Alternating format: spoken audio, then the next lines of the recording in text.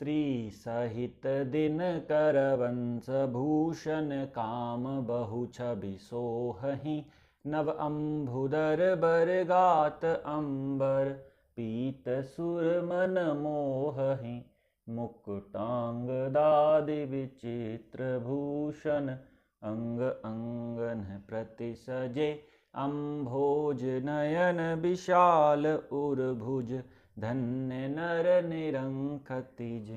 हाँ धन्य नर निरंखतिज। कथा आरंभ होत है, आओ वीर हनुमान आसन लीजो प्रेम से सुनहु कथा करूँगान। श्री गणेशाय नमः, श्री हनुमते नमः, श्री जानकी वल्लभो विजयते। दीन दयाल बिरदु संभारी हरऊ नाथ मम संकट भारी। ले अगवान बरात ही आए दिए सबहि जनवास सुहाए। मैं ना शुभ आरती संवारी संग सुमंगल गावई नारी। अगवान लोग बारात को लिवा लाए, उन्होंने सबको सुंदर जनवासे ठहरने को दिए। मैना पार्वती जी की माता ने शुभ आरती सजाई और उनके साथ की स्त्रियां उत्तम मंगल गीत गाने लगी। रम कंचन थार सोहबर पानी परिछन चली हरहि हर सानी। बिकट बेस रुद्र ही जब देखा अबलन उर भय भयउ विशेषा। सुंदर हाथों में सोने का थाल शोभित है। इस प्रकार मैना हर्ष के साथ शिव जी का प्रदर्शन करने चली। जब महादेव जी को भयानक वेश में देखा तब तो स्त्रियों के मन में बड़ा भारी भय उत्पन्न हो गया। रामा भागी भवन पैठी अति त्रासा गए महेशु जहां जनवासा। मैना हृदय भयउ दुख भारी लीन बोली गिरीश कुमारी। बहुत ही डर के मारे भागकर वे घर में घुस गईं और शिवजी जहां जनवासा था वहां चले गए। मैना के हृदय में बड़ा दुख हुआ। उन्होंने पार्वती जी को अपने पास बुला लिया। रम अधिक स्नेह गोद बैठारी श्याम सरोज नयन भरे बारी। जहि विधि तुम्हि रूप अस दीन्हा तेहि जड़ बरु बाउर कस कीन्हा। और अत्यंत स्नेह से गोद में बैठाकर अपने नील कमल के समान नेत्रों में आंसू भरकर कहा कि जिस विधाता ने तुमको ऐसा सुंदर रूप दिया उस मूर्ख ने तुम्हारे दूल्हे को बावला कैसे बनाया। कस कीन्ह बरु बोराह विधि जेहि तुम है सुंदर तादई। जो फलु चाहिए सुर तरिहु सोबर बस बबूरहि लागहि। तुम सहित गिरि तैं गिरहु पावक जरहु जल निधि महु परो। घरु जाहु अपजसु होहु जग जीवत विबाहु न हो करो। जिस विधाता ने तुमको सुंदरता दी उसने तुम्हारे लिए वर बावला कैसे बनाया। जो फल कल्प वृक्ष में लगना चाहिए वह जबरदस्ती बबूल में लग रहा है। मैं तुम्हें लेकर पहाड़ से गिर पड़ूंगी, आग में जल जाऊंगी या समुद्र में कूद पड़ूंगी। चाहे घर उजड़ जाए और संसार भर में अपकीर्ति फैल जाए पर जीते जी मैं इस बावले वर से तुम्हारा विवाह न करूंगी। रमा भई बिकल अबला सकल दुखत देख गिरनार। रामा दुखत देख गिरनार करी बिलापो रोदति बदति सुता सनेहु संहारी। दीन दयालु बिरदु संभारी हरऊ नाथ मम संकट भारी। हिमाचल की स्त्री मैना को दुखी देखकर सारी स्त्रियां व्याकुल हो गईं। मैना अपनी कन्या के स्नेह को याद करके विलाप करती रोती और कहती थी कि नारद कर में काह बिगारा भवनु मोर जिन्ह बसत उजारा। अस उपदेशु उमहि जिन्ह दीन्हा बोरे बरहि लागु तपु कीन्हा।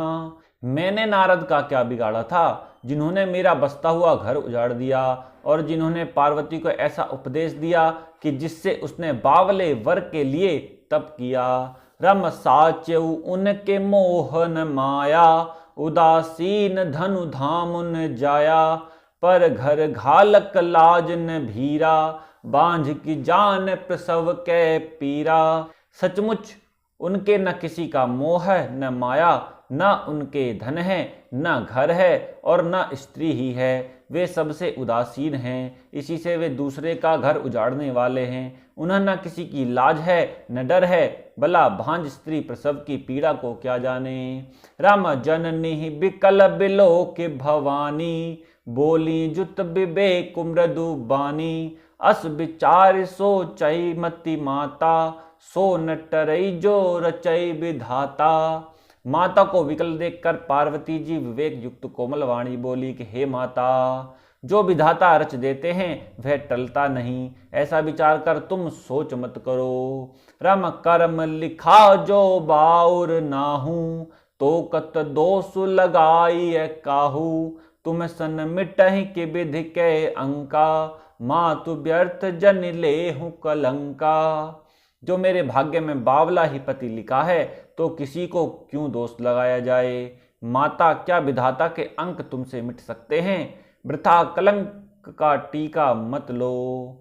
जन लेहु मातु कलंक, करुणा परिहरहु अवसर नहीं।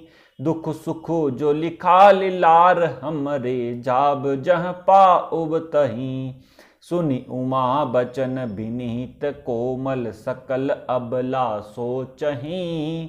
बहु भांति विधि लगाई, दूसन नयन बार विमोचहीं। हे माता, कलंक मत लो, रोना छोड़ो, यह अवसर विषाद करने का नहीं है। मेरे भाग्य में जो दुख सुख लिखा है, उसे मैं जहां जाऊंगी वहीं पाऊंगी। पार्वती जी के ऐसे विनय भरे कोमल वचन सुनकर सारी स्त्रियां सोच करने लगी और भांति भांति से विधाता को दोष देकर आंखों से आंसू बहाने लगी। रमते ही अवसर नारद सहित, अरु ऋषि सप्त समेत। समाचार सुन तुहि नगरी, गवने तुरत निकेत।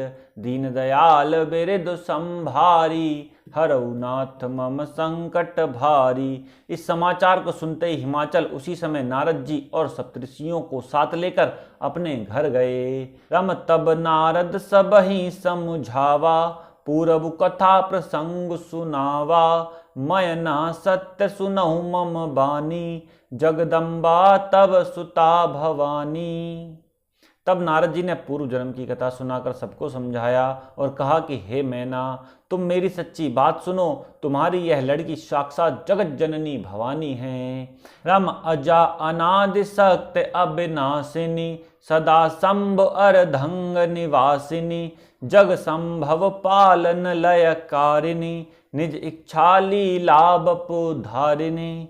ये अजन्मा अनादि और अविनाशिनी शक्ति हैं, सदा शिव जी के अर्धांग में रहती हैं। ये जगत की उत्पत्ति पालन और संहार करने वाली हैं और अपनी इच्छा से ही लीला शरीर धारण करती हैं। जनमी प्रथम दक्ष ग्रह जाई, नाम सती सुंदर तनु पाई।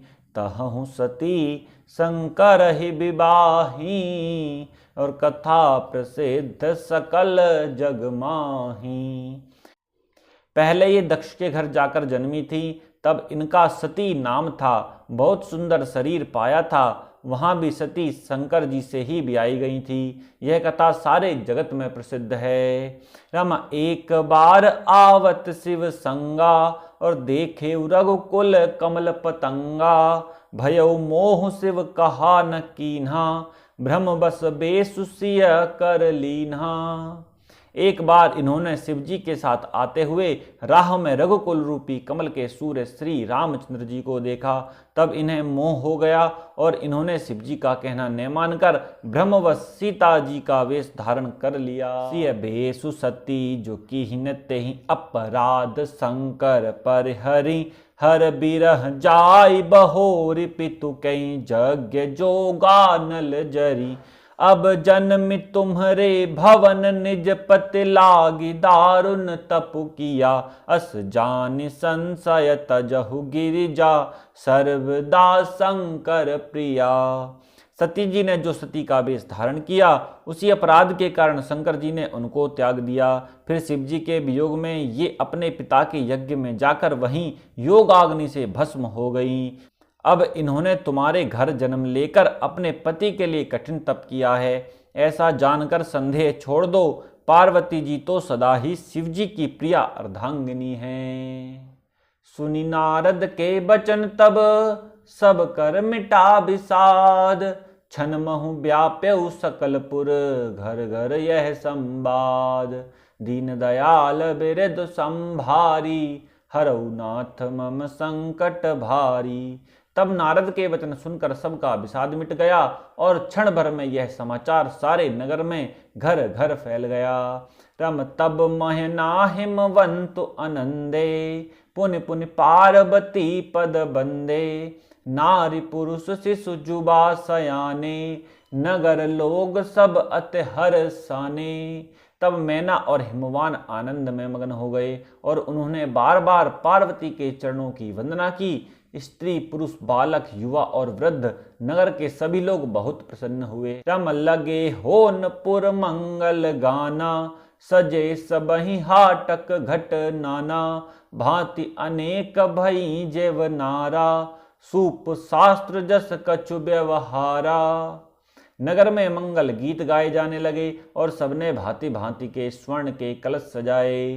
पाक शास्त्र में जैसी रीति है उसके अनुसार अनेक भांति की जो नार हुई रसोई बनी। रमा सो जेवनार की जाई बखानी, बसई भवन जही मातु भवानी। सादर बोले सकल बराती, विष्णु बिरंची देव सब जाति।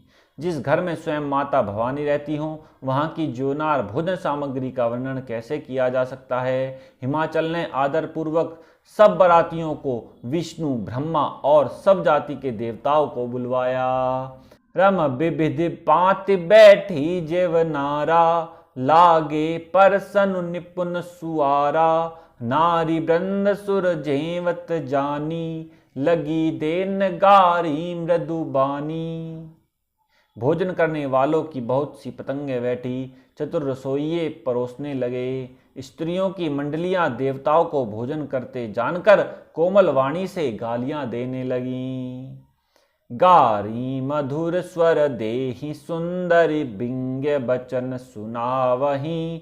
भोजन करहि सुर अति विलंब, विनोद सुन सचु पावहीं।